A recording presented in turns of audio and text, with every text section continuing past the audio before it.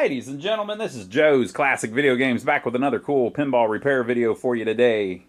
We did a video where we worked on this Bally Harvest pinball machine, and basically we just looked it over a little bit. We cleaned out the inside a little bit, and then we cleaned up the playfield. It was really dirty. They had black rubber rings on it that had deteriorated all over the playfield.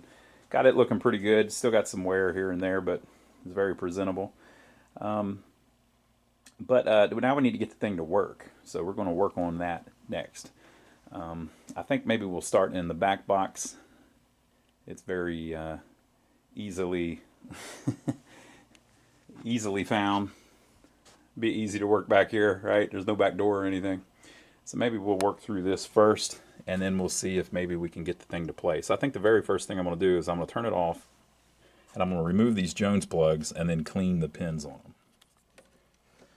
So this is what they look like. They get a little tarnished, and I like to just clean them up, brighten them up a little bit. It's not that big of a difference on this one. They're not that bad. I just use a little bit of really 220 grit sandpaper. So I clean those up, and then on these, a lot of times I just kind of make sure that they're grabbing the pins pretty tight and kind of squeeze them in a little bit. Give it a little more tension. Just to make sure you got good connections on that, because every wire that does about anything pretty much runs through some of these Jones plugs. So I cleaned those, and then I went through and I carefully cleaned all of these little switches on these 5 relays. So this one is the Thumper bumper control. So you can see that top switch. Now, we haven't even looked at the schematics yet. This top switch is closed. Well, that means whenever this changes state, that should open, right? Because it's already closed, so it must open or they wouldn't need a switch. This is a very simple concept that if you just run by and don't ever fully grasp, you will never be able to fix these. This is what took me so long to figure out how to repair them. That's closed. The only reason the switch would exist is if it needs to open. So since it's already closed, when this pulls in, it should open. That's the only reason they would have a switch there. That sounds real simple, and a lot of you completely get that, but some of you don't. I didn't at first. I didn't understand it. So it's closed. And when the relay pulls in, it should open. And then when the relay goes back, it should close again. Now notice how it's moving it just slightly. Watch how it goes up. That's what you want. It should move it just a little bit. Right, now here we have a make and break switch. So the top is closed, and when it pulls in, now the bottom's closed and the top's open. And then when it lets go, now the top is closed and the bottom's open. Now notice how it's moving each blade just a little bit. It's perfectly adjusted, in my opinion. So that's the Thumper bumper control. I don't know why that would be in the back box, but that's how they did it in 1964. Now this one down here is the advance reset relay. Okay, well this is the advance unit. So it's back here because it's going to reset this. This is going to turn on this coil, which resets this stepper unit. So I have removed the little fingers off of the stepper unit. Now, this is nylon, right?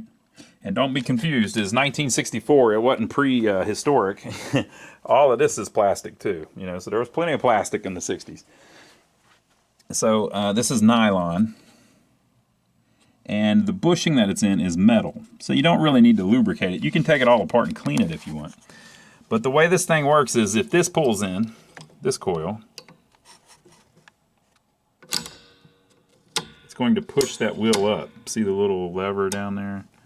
That's pushing on the edge of the gear, right? And it goes a certain amount and it closes that switch. Right, now if this pulls in, it's going to pull this in and make it all reset. So it went back to the first position. Okay, and then also every time it advances, if you look down here, this switch is going to close too. I call that an end of stroke switch. So it works fine the way it is, but it doesn't have those fingers on there. So these fingers give you lots of resistance because they're scraping metal against metal as it goes around. It's just like that. So you need to make sure that that can move smoothly without much friction. So the way you do that is you polish these up, you clean up these contacts that it's going to ride over. All right, and you can see the rivets only go from here to here. Right, so you clean all them up, and you clean up the contacts on the fingers. Right, and then we use a little bit of dielectric grease, which the reason you use dielectric is because it doesn't conduct electricity. Now you may think, well, why in the hell would you use that? Because you need to conduct electricity through the contacts. Well, it'll conduct electricity if you're really close, right? But you don't want to use anything that will conduct electricity, because if you put grease on this that's conductive, you would short all of these contacts together. Bad idea. It start fire. Don't do that. Okay, so I'm going to clean it up a little bit, and we'll make sure that it moves gracefully after we get it back together with the dielectric grease. All right, now you can decide to the level that you want to clean this stuff. You could completely disassemble this and clean it all up. This is in the reset position. One thing, and I put the dielectric grease on it. This is good stuff. Made in USA, New York. One thing, so we use that, and then we also, these little springs you can shorten just slightly. So you cut just a couple links off of the spring and reform the end of it how it was originally. And the reason for that is because these lose their tension a little bit over time. So if you do that, it gets them kind of back where they were. You can also buy new springs at the Pinball Resource, also in New York. Then once you do that, you should be able to get the thing to step up pretty good. Now, it does it kind of violently. So whenever it does it on its own in the machine, it's going to do it like this. Whoop, I did it too slow. Right? So that's kind of how it acts whenever it does it. And so it's doing it all, and it's resetting it all. So that's that. So that one is ready to go, in my opinion. I cleaned the two switches as well. And so we've got this one to do, which is similar, but it's just the match unit. And it's going to just go around in one direction. You can see how, whoop, if I can get you down in there. There we go. Just the kind of the dirt on the disc there is keeping it from sliding well. And then the spring could be helped a little bit maybe. Clean it up, clean it up. This one is going to be very similar to this one here. It goes both directions, forward and resets. Okay. This one is the replay unit, slightly different, but the same basic concept. You just don't have a board over here that you have to worry about. You just have to worry about it turning right and opening and closing switches right. And then up here we have the Thumper control relay, which is, again, pretty much the same thing. It can go one way and then it can go the other way. So all those just need cleaned. So I'm going to clean through them. If I run into anything weird, I will let you know. So I'm doing this one next. Same story. Got it all cleaned up. And they had the bell slid back a little bit so that the clapper, the slapper, wouldn't hit it. And I had to fix that. So here you go.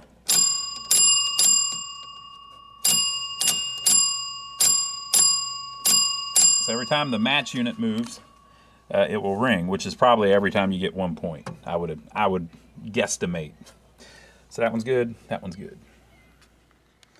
Okay, so I've cleaned them all, and I saved this one at the top for last, the Thumper Bumper control relay, because this one's the most interesting. The first time I ever saw this was on a Bally Dixieland. This is a little trick that Bally did on a lot of their games. Dixieland was from this era.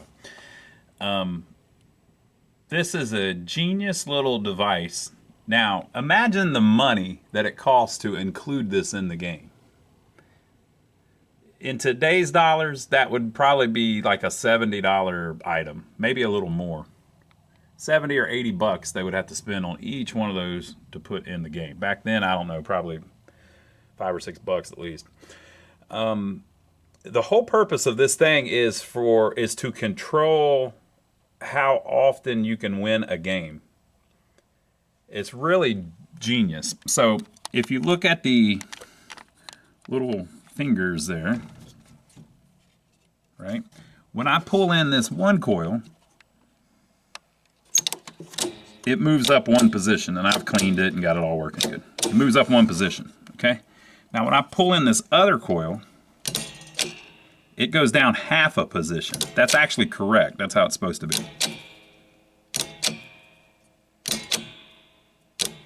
Right? So every time you do it, it goes down half a position. And when you pull up the other one, it goes up a full position. Right? One goes half a position, one goes a full position. Why is that? It's it's how they were controlling how often you can win a game. So if we go around here to the front of the game, we don't have our card in here yet, but you know, on just about any game, this one says 1 replay for each score of 1,300 points. I don't know if that's true or not, the way this is set up, but if you look at these 3 Thumper bumpers, see how they say 10 when lit? That means they're 1 point if they're not lit. And then you have down here, the left sling and the right sling say 10 when lit, but if they're not lit, it would be 1 point again. Okay, so all of that paper that was inside of the game, I think was the original schematics. They're gone now. But this is a Bally Grand Tour, which was from just a few months around the time that that game was released. So this particular part works pretty much the same. So if you look, here are the lights that we're talking about. See the left Thumper bumper, center Thumper bumper, right Thumper bumper. And if you think I just like to say Thumper bumper, you're right. I do like to just say Thumper bumper. The right slingshot, the left slingshot. So there's all the lights. Now, it doesn't really matter about the math part of it. You know what I mean? If a light comes on, that doesn't mean that the thing automatically scores 10 points. There's more going on with relays and things. That's the math part of it. But you can use the lights to kind of understand how things work. So obviously, if the left Thumper bumper light is on, you're going to get 10 points instead of 1 point. So what makes those come on? Well, they're controlled by this, which is the 0 to 9 match unit disc. That's the one we were messing with that is clapping that little bell on the bottom of it. So whenever those little fingers move around, it's going to turn on the match lights, but then there's not just one finger, there's a couple more, right? So as those move, they're going to turn on either this or that, or maybe 2 of them, or blah, blah, blah, right? But if you look at the other side of it, the power can't get to it unless the Thumper control relay is in. So it all runs through the Thumper control relay. So if the Thumper control relay is not on, none of that will light up. And then on the other side, none of it will score 10 points. It'll all still be set on 1 point. So how do you turn the Thumper control relay on? Well, that's where you have this little work of art. So there is the Thumper control relay. One side is just to voltage.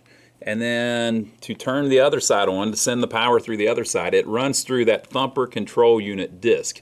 Now this is drawn very simply on here, so it's kind of hard to understand, but basically there are little contacts on the disc, and depending on what position the disc is in, it connects more or less of these lines over here to this unit. So this unit is also the match unit disc, right? The one that we were looking at that claps the little bell on the bottom.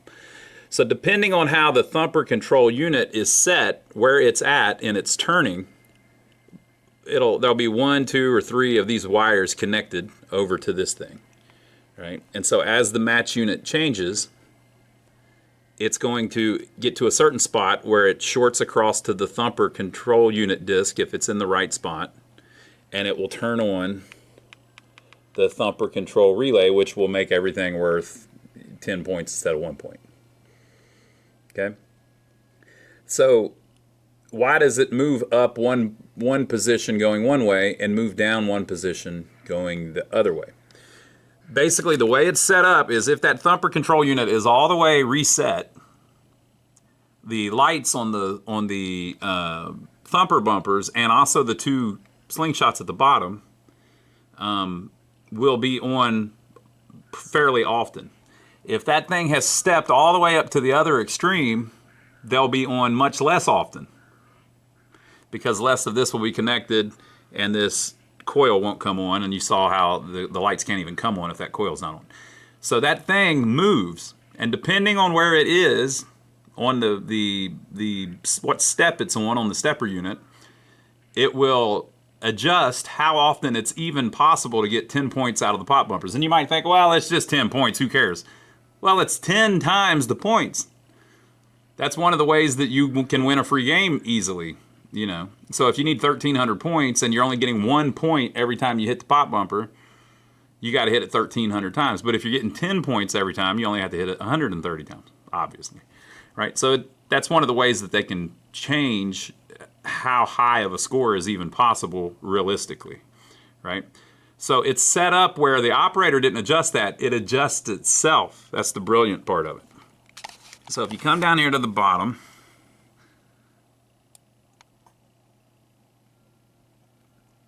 you see the Thumper control unit step up solenoid. So that's what makes it move up, which makes it harder to get the lights to turn on. So what makes it do that? Well, what sends power to this side is when you win a free game. So if you win a free game, it steps that up one position. So let's say you're really good and you keep winning free games. Well, it's going to automatically keep adjusting up to the point where the next game that's played, it's sitting way up at the end where it's almost impossible to get 10 points on the Thumper bumpers. It's just a harder game to play. It has literally adjusted itself to make it harder to get a high score. So how do you get it to go back down? Well, it's way over here. The Thumper control unit reset solenoid. So it goes down, remember, half a position, not a full position, half a position every time you start a game. So each game you win goes up one full position, and each game that you pay for or start goes down half a position. So let's say you just never win a game. Well, every time you start it, it's going to keep going down and down and down, and it's going to get to the easiest setting where the lights are on pretty much all the time on the Thumper bumpers and on those two slingshots, so that you get more points. But if you get good at it and start winning games, it's going to start moving off of that and only go back half a position every time you start a game, but go up one full position every time you win a game. It's brilliant. Absolutely brilliant. I can't believe they went through all the trouble to add that in. And think about this. To the designer, let's say you work for Bally. Well, what the hell do you care if people are winning free games? You don't care. The reason they did that was because they wanted to make it attractive to operators. So they hid this little circuit in it that changes the odds of winning a free game on the fly.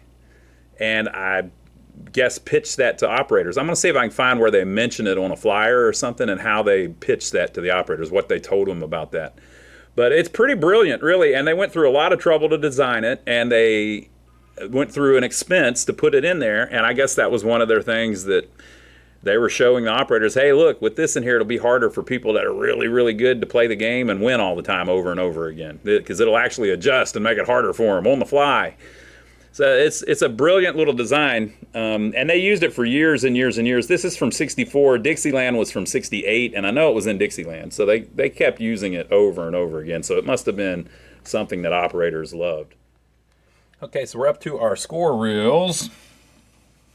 Maybe we can test out the Thumper bumper here in a minute, the Thumper bumper relay. But we're up to our score reels. There's only 3 on this game because it's old. So, but it's a pretty typical setup. You have an end of stroke switch here. That's actually kind of important because that's what locks the relay in to make sure you get every point that you scored.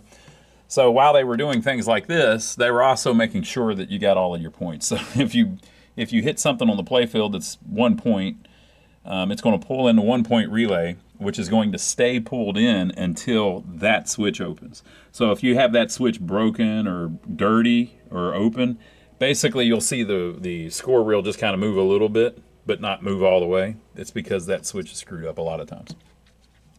So it's got that, and then it's got this little cam here. This one's a little different than they were on the later ones. There's like a kind of jaw there on it. Right? And it's this little cam that sticks out here, and depending on where you are on that little plastic piece down in there, it's going to move that thing to make different switches close. So we're on 2 right now, and you can see that that middle switch is closed. The bottom switch here is not closed, and that one's not closed. So that's 2, 3, 4, 5, 6, 7, 8, and then watch 9. See how it closed this one? The inside switch. That is what is going to make it send a, on the next pulse, this is going to pull in, and it's also going to jump over and make this one pull in. That's how you get 10 out of 9. Right? And then on the next one, it's back at 0. It opens this one, opens that one, it closes this top one. That's used so that the game knows that everything's back at 0. So it's how it uses that whenever it's resetting everything. So just like any other pinball machine, you just need to disassemble this and clean everything. So we're going to clean all those switches and make sure they work how they're working right now. And then this little board here is used on the match. So at the end of the game, if this reel is on 3 and the number 3 lights up on the match, you won a free game. Right? Now the one over here on this last score reel is used for the high score. I'm doing it backwards, aren't I? That's actually the first. Yeah, we're looking at the back of the machine. That's the ones. This is the one that's for the high score. So let's say you need 100 points to win the high score, or 300 points, or whatever. Right? This is how it tells. It knows what the front of the reel says because of that board there. There's little fingers that are touching something on the board. Here is actually the high score replay adjustment. So you can see it'll go up to 1,000. But then you can also do thousands. Now how does that work? I don't know. I don't know how that works. This is one of the games that has the light for 1,000. But it doesn't really have any way of keeping track if you went over 1,000 points. So I don't know. It says put jacks fed by red white wire into the hundreds adjustment plug to score replays at 100 to 1,000. Put jacks fed by the red and white wire into the thousands adjustment plug and jacks fed by white wire into the hundreds adjustment plug to score replays at 1,100 to 5,900. How can it tell that it's up over 5? Is there a 0 I don't know about?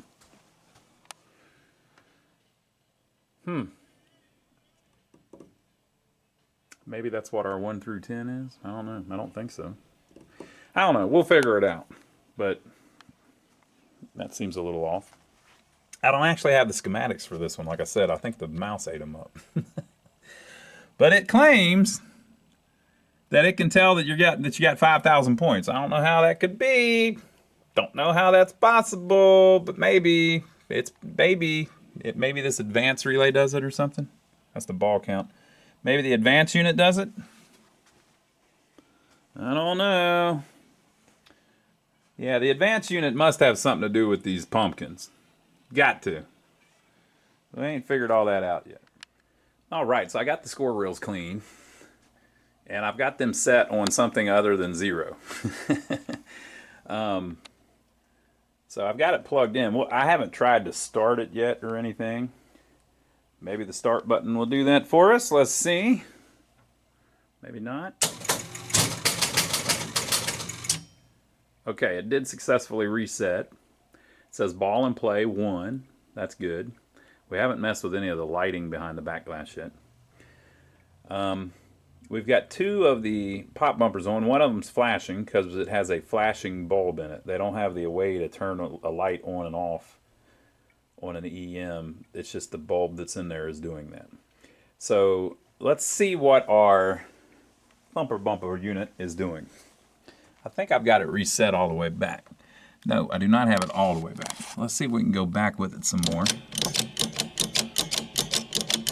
So that's the very first position, which should be the best possible odds of getting this stuff to light up.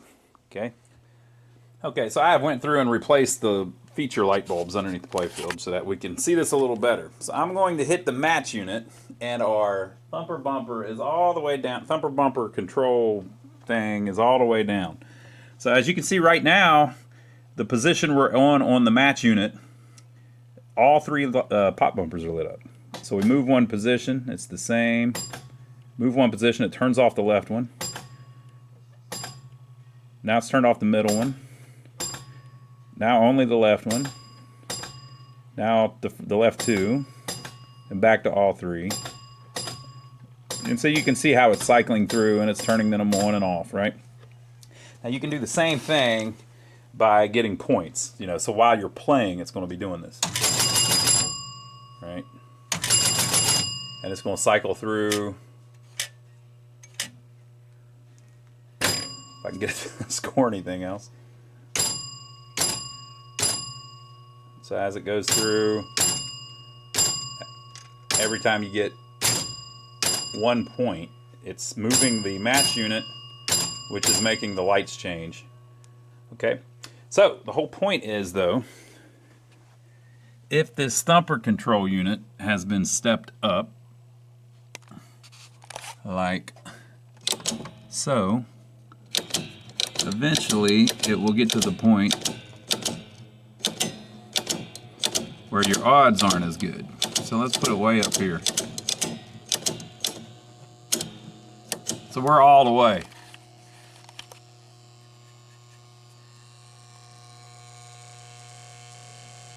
The Thumper control has came in.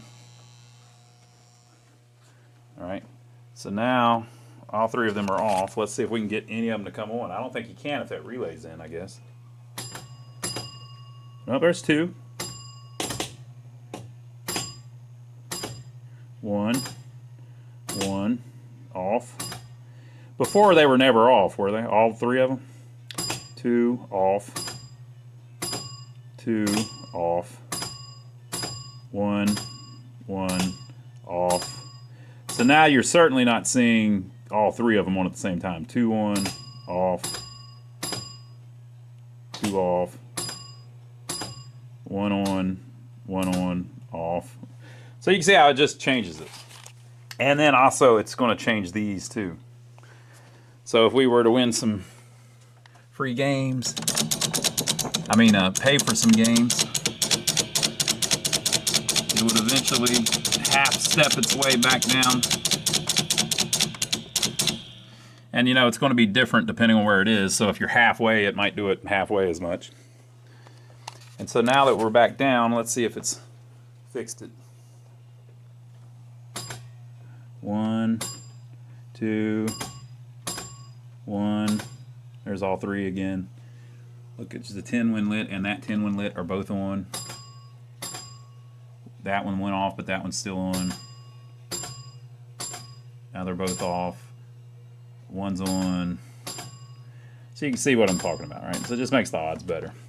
So they went through a lot of trouble to do that. It looks like it's a holdover from their bingo machines, which were, on a bingo machine, it's called the reflex unit. It does a similar thing, but it's a lot more complicated on a bingo machine. Bingo machines are like three of these all combined into one. So since Bally was the king of bingos, I guess that's just something that they decided they wanted to offer to their novelty game players with games like this. It was probably illegal in certain places. Look, we do have one pumpkin lit up. Let's see. Let's do it. What do you think? Let's do it. Let's get the points up. So the special's working.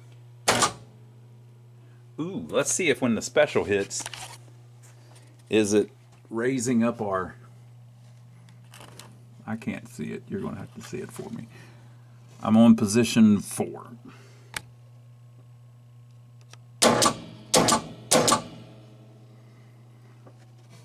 Hell yeah. Working as intended.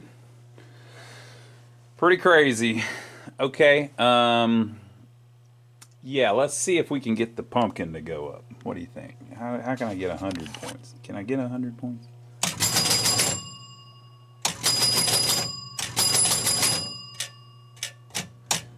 It'll only let me do that so long.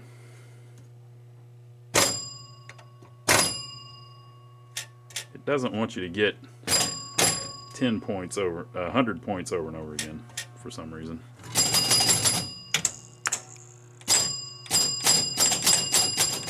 I want to see if I get up to 2,000.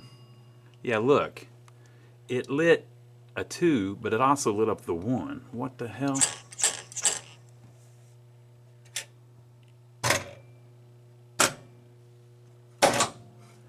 I don't completely understand all that. So now we're not scoring anything. Yeah, so we'll have to figure out how that exactly is supposed to work. It kind of looks like... I don't know if these are extra balls or if they're... See, the ball and plays out. I don't know if those are extra balls or if that means that we're at 2,000 points or what.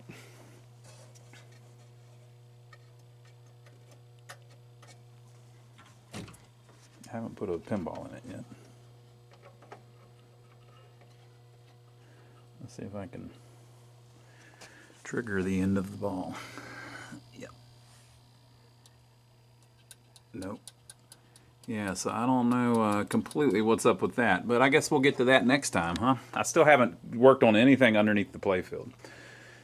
But, interesting little game. I still don't completely understand the haystacks and the pumpkins, but we'll get there.